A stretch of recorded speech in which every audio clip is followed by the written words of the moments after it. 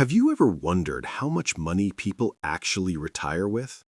Not what the headlines say, not the fantasy numbers you see on social media.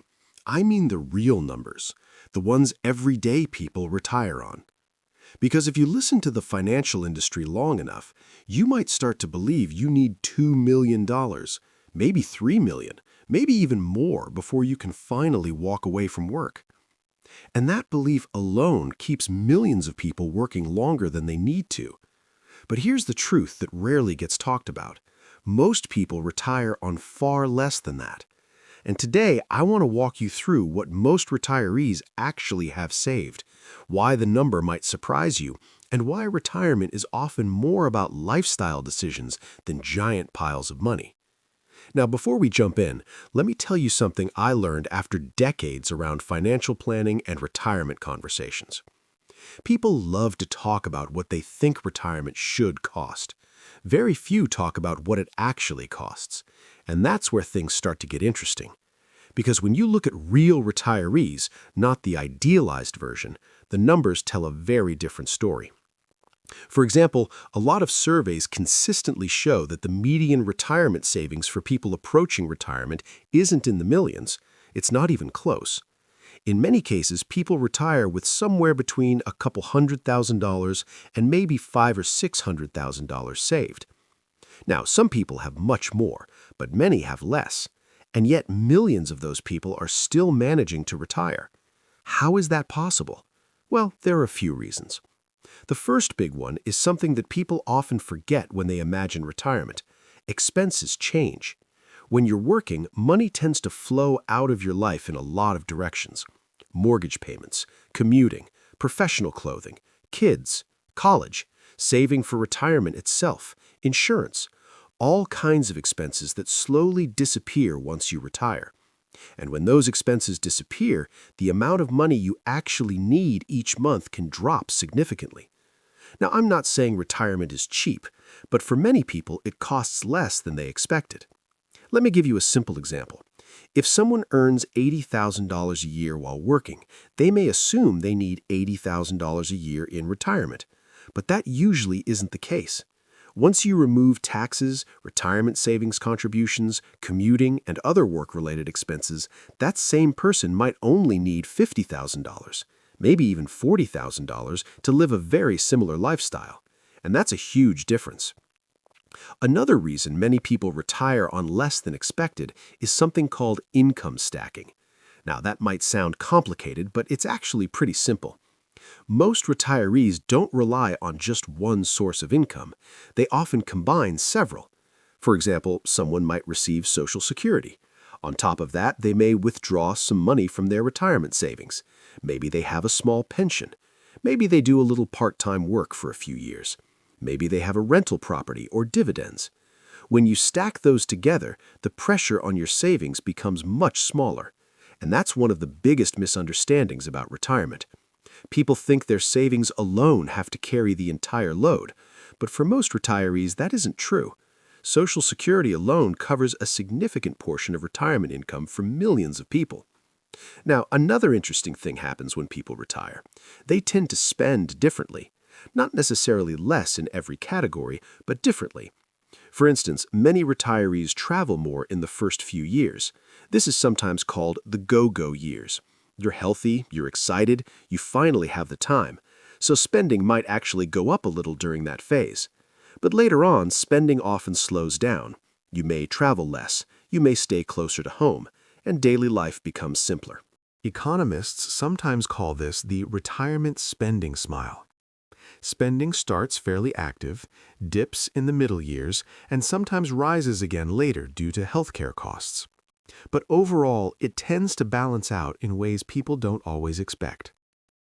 Now, let me pause here for a moment and share something important. Just because many people retire on a certain amount doesn't mean that's the amount you should aim for. Everyone's lifestyle is different. Some people want a quiet retirement. Others want to travel the world. Some want to move to a smaller home. Others want to stay exactly where they are. The point here isn't to copy someone else's number. The point is to understand that retirement isn't always as unreachable as it sometimes feels. And that's a powerful realization. Because one of the biggest fears people have about retirement is the fear of not having enough.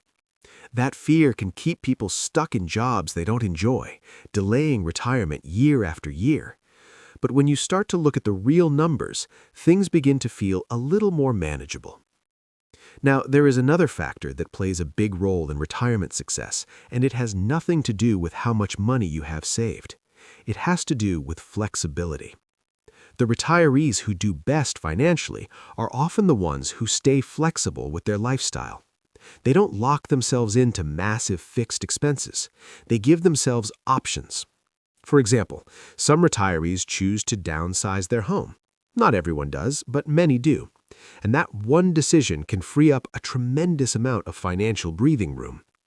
Others move to areas with lower living costs. Others keep a small side income doing something they enjoy. The key idea here is adaptability. Retirement isn't a single rigid plan. It's a phase of life that evolves over time. And the more flexible you are, the easier it becomes to make your money last. Now, here's another thing that surprises people when they start looking into retirement numbers. Many retirees actually end up spending less than they expected, not because they're forced to, but because their lifestyle naturally becomes simpler. You might cook more at home. You might spend more time with family. You might enjoy hobbies that don't cost very much.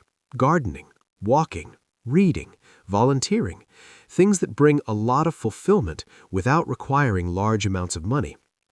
And when people discover that, retirement starts to feel less like a financial finish line and more like a lifestyle shift. Now, I want to talk about another common misconception that can cause people a lot of stress. The idea that you must reach some perfect retirement number before you can stop working. You may have heard the famous $1 million retirement goal, or maybe $2 million, or even $3 million. And for some people, those numbers make sense depending on their lifestyle. But for many others, those numbers become psychological barriers. They make retirement feel impossible. And when retirement feels impossible, people stop planning realistically. They either ignore the topic or they assume they'll work forever. But when you look at real retirees, you see something very different. People retire with different amounts, different income sources, different lifestyles, and yet many of them make it work. That's why focusing only on a single savings number can be misleading. A better question might be this: what kind of life do I actually want in retirement? Because the answer to that question determines the number far more than any financial headline ever will. Now, before we wrap up this first part, I want to mention one more important factor: time. Retirement planning isn't just about how much money you have, it's also about how long your money needs to last. For example, someone retiring at 65 might need their savings to last 20 or 30 years, but someone retiring at 70 might need their savings for a much shorter period. And that difference alone can dramatically change the amount of savings required. In other words, retirement timing is one of the biggest levers you have. Working even a few extra years can make a surprisingly large impact on financial security, and that's something a lot of people overlook. Now, in the next part, we're going to go deeper. We're going to talk about the actual retirement numbers many people have saved, the common mistakes that drain retirement savings faster than expected, and a few practical ways people stretch their money much further than they thought possible. Because once you understand those pieces, retirement starts to look a lot less mysterious and a lot more achievable. But we'll get into that in just a moment. So let's continue. Now that we've talked about the general idea that most people retire on far less than the headlines suggest, let's talk a little more specifically about what the numbers often look like. Because once you start digging into real retirement data, it becomes very clear that retirement isn't reserved for millionaires. In fact, a surprisingly large percentage of retirees have saved less than $500,000.